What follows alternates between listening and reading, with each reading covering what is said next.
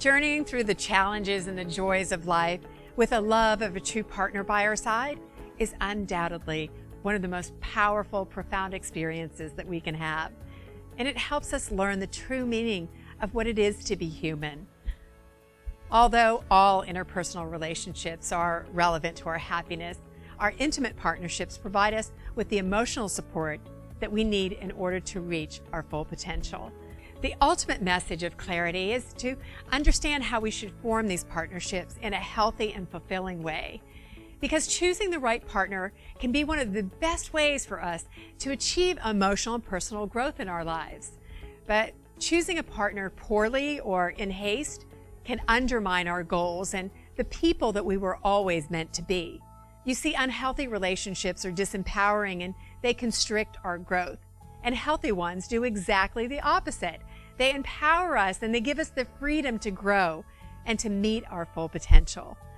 So after experiencing the Clarity program and considering the critical components of emotional maturity on the scale that we discussed, we now have a wonderful opportunity for self-development.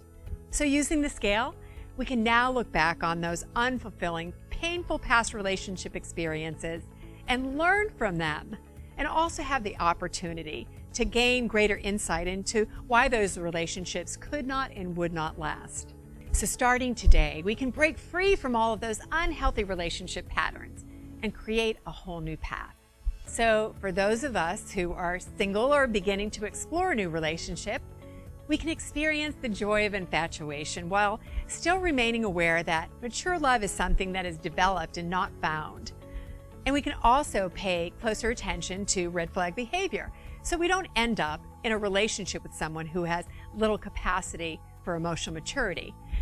And for those of us who are already in a long-term partnership, the emotional maturity scale helps us to better understand why our relationship struggles can still occur. And it also helps us to learn how to work through them in mutually supportive ways. Does our emotional maturity constantly fluctuate, or does it settle down after a period of time? Well, even though we have the emotional maturity scale to help us assess our relationships, it's important to remember that emotional maturity cannot always be clearly measured. The scale helps us to create a greater sense of awareness of how we are behaving. You see, someone at a level 5 may dip down to those lower levels of maturity at times, but they're also able to recognize their actions and then shift back up. Because when we aspire to be the 5, we never beat ourselves up for dipping down to those lower levels. We don't criticize ourselves, we just self-correct. We are easily calling ourselves out when we're not being the 5. We don't waste our time being angry at ourselves. Our power lies within owning these moments of dipping down to the lower levels of behavior. The longer that we behave in higher levels of emotional maturity, the easier and more natural it is to stay at these higher levels of emotional maturity. Therefore, we use this scale to hold ourselves accountable to being at that higher level. And it's where we understand that emotional maturity is not a hard and fast thing. It can definitely fluctuate. So the goal is to be committed to growing emotionally over time, so we're less inclined to operate within those lower levels of behavior. The scale serves as a yardstick to help us make decisions about our relationships. Because most people have typical levels of maturity, we're now inviting them to reach a higher level along with us. As emotional maturity is a developmental process and it has the potential to evolve. You see, people change and they grow and they can improve over time. With that, their emotional maturity has also the potential to expand too. The truth is that relationships are messy, but they can be a glorious mess. So they blend love, fun, and compatibility with less enjoyable features like distrust, uncertainty, anger, and power struggles. But even the parts of relationships we perceive as being negative can also be the catalyst for our growth with the right tools. Studies suggest that most long-term couples who rate themselves as happy have also developed this understanding of themselves over time. Of course, each partner is likely to bring with them some sort of emotional or psychological baggage. We all have baggage. As a result, the words and our actions with our partners can absolutely trigger our emotional wounds from the past. We don't fully explain our triggers to our partner, so we can't actually blame them for accidentally setting off those triggers. But when our unconscious expectations from our relationship are not met, we might run away or grow cold or distant or try to punish our partner or take part in passive-aggressive behavior. Too often, though, we fail to examine whether our expectations were realistic or even fair. We fail to assess whether it was us as opposed to the culture around us that developed the expectations to begin with. Our challenges we might encounter include unresolved childhood pain and even coping with everyday life issues. We may struggle to communicate with our partners, and what seemed to be like a really reasonable relationship at first can denigrate into uncertainty. With all of these factors involved, a serious relationship can be messy, especially when we lack maturity and we have no tools. It is precisely because of these risks that our focus on developing tools and promoting constant growth become so valuable. How do we rid ourselves of having expectations in relationships?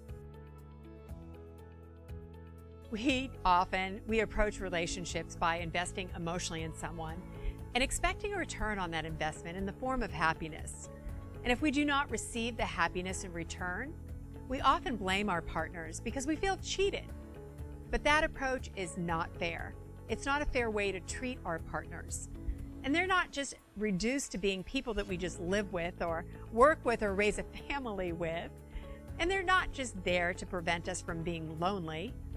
Our partners are also human beings with their own needs and goals. And so we can never forget that. We can never place the burden of our happiness on our partners or anyone else for that matter. It is solely our responsibility. When we love someone for their ability to make us happy or to the degree that they love us back, we are then loving them conditionally rather than for who they really are. So in those situations, we're seeking to feel loved and validated in ways that make up for all the pain of our past and all the moments that we felt unloved. But we are only setting ourselves up to feel resentment for that other person in the end. Because love becomes a negotiation then, a battle between what we want and what our partner wants.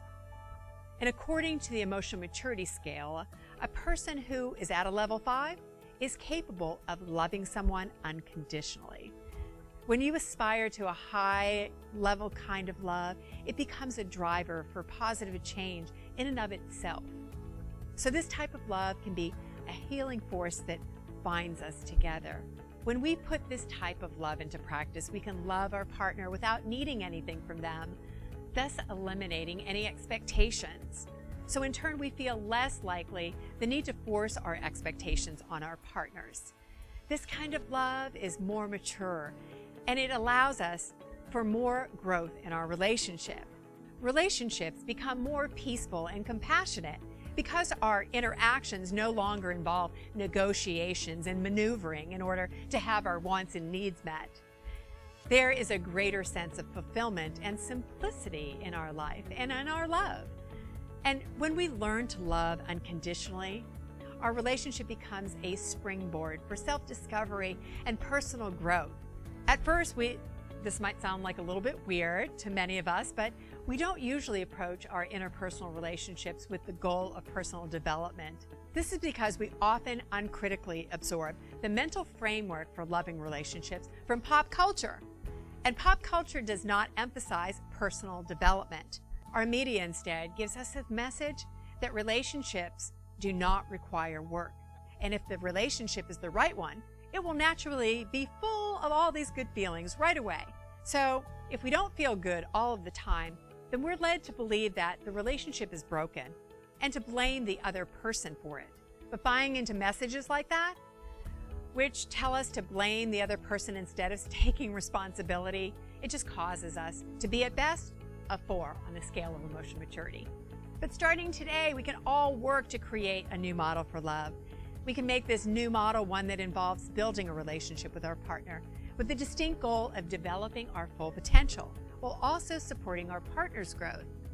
The relationship can then offer the groundwork for unconditional love, personal growth, and mutual support as each partner pursues their own goals and dreams. How do you start a journey toward self-improvement? Taking the first step on this journey of self-discovery and personal growth requires us to know where we're starting at right now. So within our lives and in our larger culture. Culturally, we receive messages our entire lives that our value and worth come from material possessions and surface appearances. In that type of environment, we can see why relationships often end up being shallow or superficial. We're taught to make all or nothing judgments, either good or bad or right or wrong. And as a result, we grow up as people who start to judge ourselves, and we hold others to the same standards, including our partners. This all or nothing model is built on intolerance, criticism, judgment, and lack of compassion. Our parents and their parents were raised the same way. And this creates just a dysfunctional and intergenerational chain, a chain that eventually leads to us.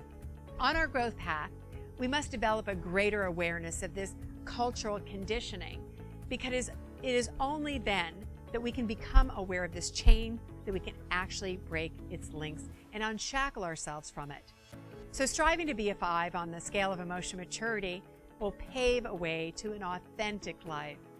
And so please note that I didn't say perfect life, because nobody or nothing is perfect.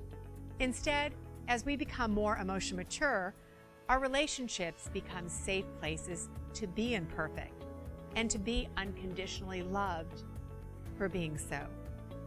Understanding the types of people that we want to be and the partners that we want to be and the reasons for our being in a relationship are the things that we need to establish in order to go forward with our personal growth. To achieve them, we must first address the past. We all gain experiences during our childhood that shape and mold who we become. And the negative events in our past can cause a lack of happiness within the present. And if we fail to acknowledge and address them, they'll continue to grow.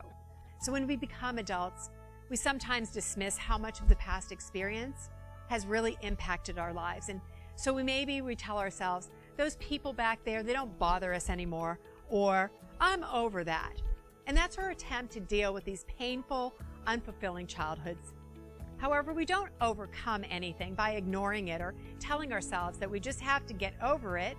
If only things were this simple. Teaching us how to let go of the past is mainly the job of therapy. It requires finding a professional who is a good fit for us and one that can help us sort through the baggage that we carry into our adult relationships. Much of the anger that we feel, it stems from unexpressed sadness and grief that began during our childhood. And it stems from events that were the very people that we trusted the most, those close family members and friends, they may have let us down, or they didn't understand us, or they failed to protect us. And then we grew up feeling unimportant, not enough, and unworthy of love. When we have the courage to do our personal work and heal those old wounds, we become emotionally free to create the profound closeness and the connections that we seek and that we desire and that we deserve. This can be among our partners, friends, family members, both old and new. So becoming whole and complete is our key to happiness. Looking inward and fostering awareness for our own emotional maturity and ourselves is the first step in real emotional growth. But before we can make any changes, we have to get real about where we are right now and what types of changes that we seek. It's our opportunity to see so that we can get real about what happened in the past and not impose our old painful past experiences on our future relationships. In Clarity, you stated that the main cause for relationships ending is a failure to communicate. But what is the best approach to resolve this issue? Language is the way that we as humans understand one another and understand ourselves. I mean, language is everything.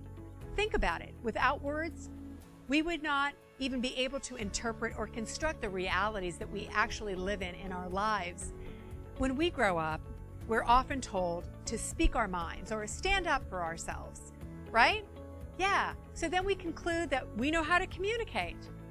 But do we really? Communication is vital to our relationships and our growth. But we often confuse what it takes to have successful relationships and what communication really is. Our culture does not teach us the communication skills that are absolutely needed to develop successful relationships. So we must actively seek out these resources. And they come in the form of either classes, books, videos, workshops, retreats, and therapy. And so I encourage everyone to consider learning this new skill as soon as possible. It is not difficult to learn, and it does not take a great deal of effort. It just takes practice, like learning to become a great painter or a musician. Painters and musicians, they develop their skills and thereby communicate their messages more effectively as they practice. So as we practice, we will likewise hone our skills of relationship communication. For example, a large part of becoming a great communicator is also learning to be a great listener. Listening is not just hearing someone talk, it's about being fully present for another person, acknowledging their needs and making sure we really understand them. Communication is the most powerful and effective tool for any relationship, and it is the key to successful love. There is nothing more powerful than feeling understood just as we are. So by growing and becoming educated in relationships, we can foster our own self-awareness and lead by example within our partnerships, thus enhancing the mutual experience of both people in the relationship. Thanks for watching.